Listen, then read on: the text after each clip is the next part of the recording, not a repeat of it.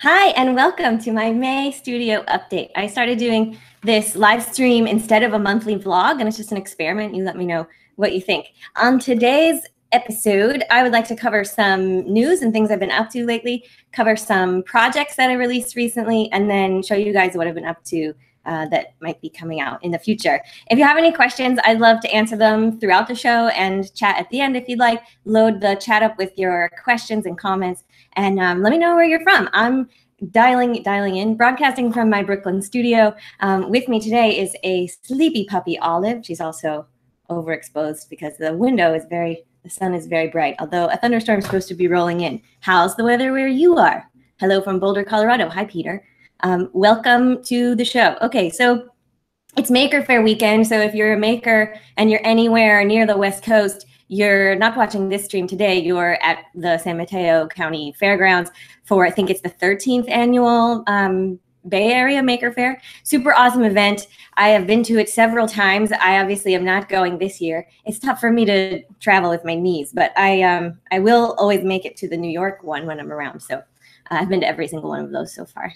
Rainy in central Connecticut. Surprise. Yeah, there's some thunderstorms rolling through. So like it's going to be sort of scattered rain, and it's sunny right now, but it could change really quickly. The clouds are really super moving along. Okay, in news this week, I was going to try to share my screen. I went on 2 different webcasts this past month since I spoke to you live last, and I just wanted to show them to you briefly. I'm going to find the Chrome window for the show. Yeah, okay, here it is. Sorry about the delay. I went on the Tinkercad webinar, educators webinar. Oh,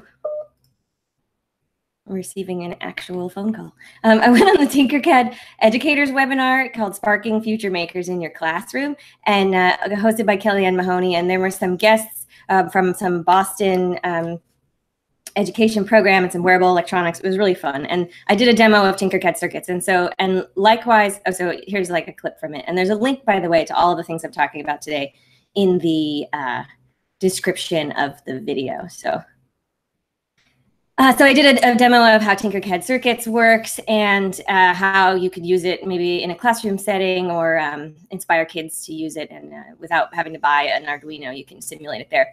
Likewise, I went on Donald Bell's Maker Project Lab webcast to also talk about Tinkercad circuits and learning Arduino. I think for folks who are intimidated and getting started, they could really use the simulator to sort of dip their feet in and see if it's something they're interested in checking out. In that vein, I also published some new Arduino lessons in Tinkercad circuits. So if you navigate through the Learn tab on the Tinkercad site, once you're logged in, you can go to these new interactive lessons about a push button, a potentiometer, and using the serial monitor. These will be rolled out on Instructables too over the next coming weeks. But if you want to peek inside here, they're really fun. So the way the lessons work in Tinkercad is that it's actually the circuit editor is right here, and then the lesson panel shows up on the left. I've already completed this lesson, so you can see all the different steps here, and it walks you through step by step what to do, and the code, you can read it in blocks or in regular Arduino. So those are cool. You should go check those out if you're interested in beginner electronic stuff. I want to come back to my camera, but then I lose my... Then I can't see myself. Okay, I need to get a little bit better organized here. I also published, or helped edited and published an Instructable on the Tinkercad Circuits Instructables account that is this cool NeoPixel ring with like a 3D printed diffuser. It's a collaboration between Tiffany Sang and, why am I forgetting him? Eric Nauman. And so you can find that Instructable about putting this together. It's like a front plate and like a holder. I think if it's off, you can see it a little better. There's a holder that holds the NeoPixel ring as like an Arduino shield, and then the butterfly has this cool texture on the back. And so that's a fun 3D printing and electronics project to make together. Ricky asks, do you still make wearables? I'm in Hawaii. It's winter here, but we're getting affected. Ooh, yeah, from the volcano. And you're on a different island. Okay, good. Glad to hear that you're safe. I make wearables occasionally. Yeah, sure. But it's not my only, it's not in my job title anymore. So if that's what you're wondering. The other piece of news is the 3D printed Rosie the Riveter sculpture that they're making for that NomCon conference in Santa Fe. And I printed 19 pieces in this wood PLA. So it's one of these We the Builders projects. I don't know if you guys are familiar. It's a 3D printing project where they slice up a giant sculpture into little pieces, and then everybody can contribute a piece. And this one's supposed to be made up of all different skin color pieces. And if I switch back to the screen share, I'm just worried it's a little bit clunky to go back to the screen share, but I think it's useful to see what their website is like. So here's like a rendering of what the sculpture could look like. And here are the parts that I printed. I mailed them off, so obviously I can't show them to you. Some of them are like really big and some of them are really little. Like this one it's so tiny. It's just a little sliver. So it took maybe like 10 minutes to print, where the other ones take like 4 hours, even at 5 minutes, 5% infill. And I think it's a really cool cause, and I'm looking forward to seeing the final sculpture. And it was really fun to participate, and also to like look at the leaderboard of how many people participated and how many parts they printed. It's a pretty feel-good way to spend some extra cycles on my printer. But like I did cut myself releasing one of the prints from the bed, because I usually use like the tape and then glue stick, but because I usually have trouble getting adhesion. But these square parts, like they have a lot of surface area on the thing, so I was having trouble getting before I stopped using the glue stick, and I totally like sliced my finger open. Do you ever get these like nuisance wounds? It's like, it's not really that serious, but it's totally in a spot that I always want to scrape on stuff, or when I'm using my pockets, or so it's been like troublesome nuisance wound. Tell me your stories in the chat. Your voice sounds like it's on helium. Oh, okay. I'll give you my afternoon voice. It's the weekend, so I think when I talk more softly, my voice gets higher pitched, and then when I speak more from my diaphragm, then I have a lower voice. It also depends on my intent. If I'm trying to be really nice, I'll speak in a really high-pitched voice. So I guess I feel like being nice to you guys, and it's kind of like a low-key weekend. So that explains the octave of my voice. If you want me to start shouting, I'll get more in the lower octave. Okay, so we can move on to the projects that released this month. One of them, if you were here on this live stream last month, you remember me struggling with 3D printing and felting. I was like, oh, this is going to be so easy. I'll just needle felt some fiber onto some 3D printed lattice thing. And it didn't work out at all how I thought. But the project I did end up with, I'm actually kind of happy with, but it's nothing like I imagined. I made this 3D printed flower, and there's an LED in there, and then again, it looks better on this camera if I unplug it, with a needle felted little wool diffuser that just goes around the 10mm LED. And there's holes in the bottom of this 3D printed shape that let you needle felt like directly into the 3D printed piece. So you don't need any adhesives or any other tools besides the felting needle. And I also made, and then the base is made out of the Tinkercad glow circuit assembly, which is just that little battery holder. And I just added these petals and printed it in green.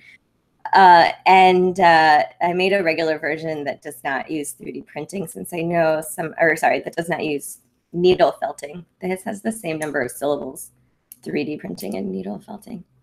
And this one just uses the LED right there, and then this sort of cookie shape to sit around the LED. And I imagine they look good in other colors. So that was what that project turned into. It's a quick little tutorial on my Instructable site. The link is in the description.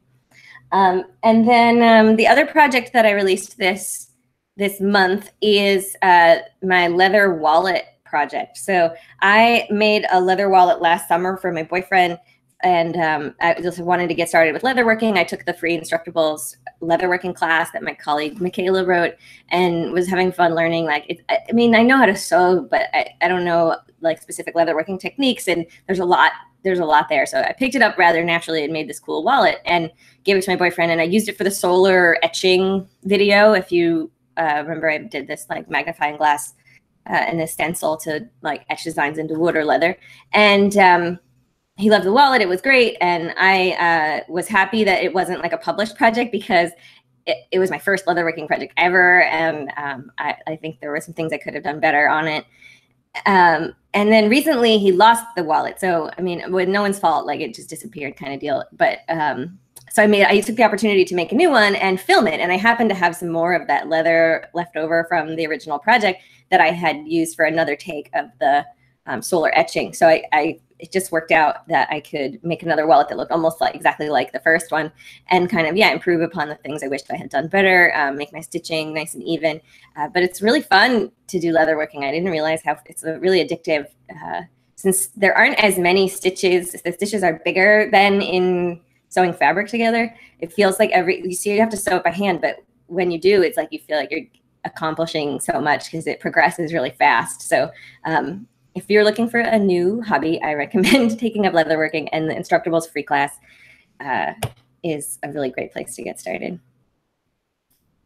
Okay, so I have some upcoming projects to talk about. Does anyone else have any upcoming projects they have going on that they have any questions about?